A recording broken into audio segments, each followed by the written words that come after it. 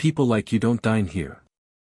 Lucas dropped into Naomi Carter's reserved chair like a flag being planted, one arm hooked over the backrest, the other thumb and forefinger lifting the hem of her navy dress with a smug pinch.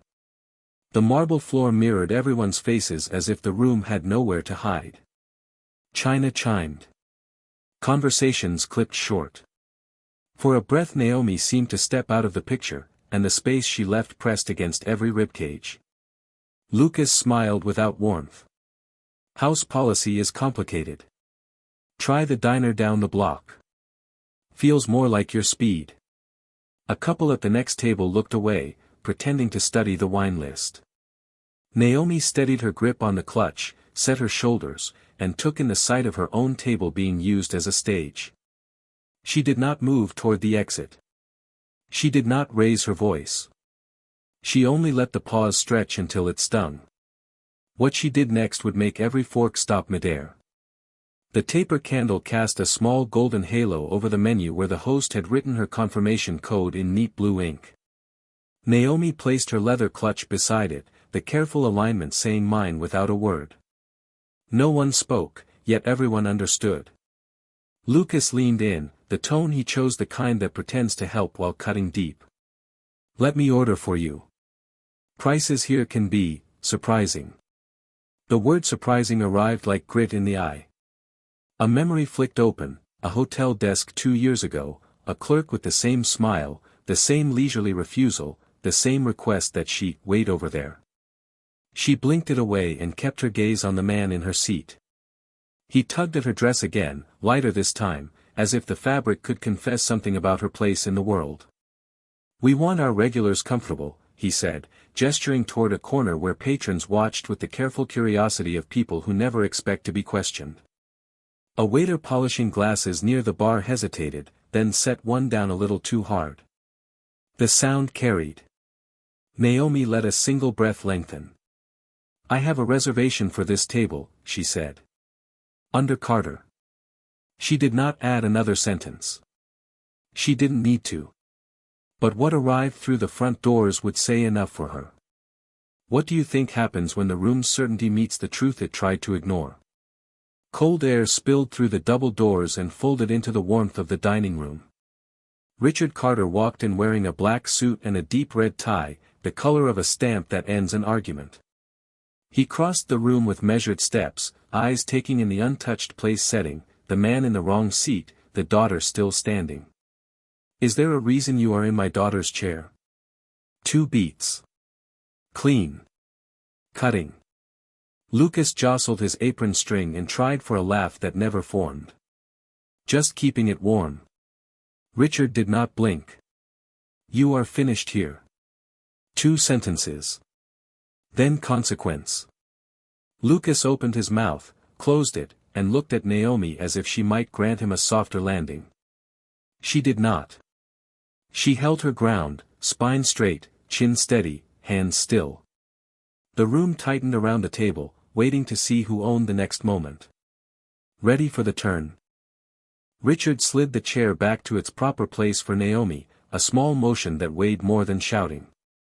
She sat and drew the linen napkin across her lap with the care reserved for ritual.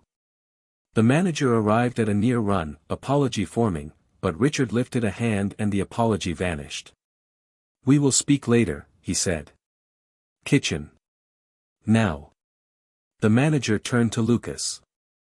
Before he could retreat, Naomi took a folded card from her clutch and set it on the tablecloth. It was the original email confirmation with timestamps, the host's initials, and a note about celebrating a promotion.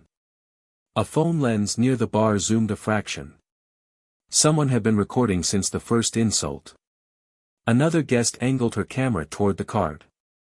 Facts like that do not stay seated for long.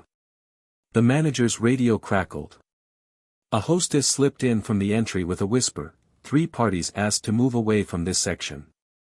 Naomi lifted her water glass, sipped once, and set it down with a sound that could have been a verdict. Lucas's shoulders dipped as the manager guided him toward the kitchen corridor. The staff at the service station fell silent, then traded glances that said everything they had not dared to say aloud. The room was already writing its own version of what had happened, and the version with proof travels farthest. If the room had looked away before, what could it ignore now? Service resumed, but the current inside the dining room changed course. Staff reset glassware along Naomi's aisle with a precision that felt like respect, not performance. Conversations softened near her table and hardened in corners where people argued in near whispers about what they had seen and what it meant. When the panna cotta arrived, Richard leaned in. "I can end his employment tonight." Naomi traced the rim of her plate with the tip of her fork and shook her head once. "Retrain him. Pair him with someone who knows how to see people. Add anti-bias training for the floor. And tell the hostess to push a statement to the website before midnight." Richard looked at her, then nodded.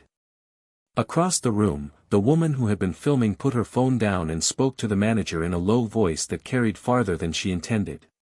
"You cannot keep staff who behave like that without fixing the system that taught them to try it." Outside, the city breathed winter against the windows. Inside, the candlelight steadied, and the chatter recovered its rhythm, though every table near hers held a different posture now. Naomi stood. Chairs stilled. A path opened without anyone saying why. She stepped through it, coat over her arm, and the doorway framed her for a beat that felt longer than it was. The coffee steamed inside, but her eyes burned a little in the night air. She did not look back. The restaurant would plate thousands of meals after tonight. Yet the shape of the evening would stay, the lesson seated where a careless smirk once sat. Some departures leave nothing. Hers left a mark that tasted like truth, and the room would remember the aftertaste. What would you have done at that table, and who would you be when the check arrived? Some victories don't need applause, only a real change where the wrong was done. Naomi didn't need to tear anyone down, she left a mark that made everyone rethink how they treat others.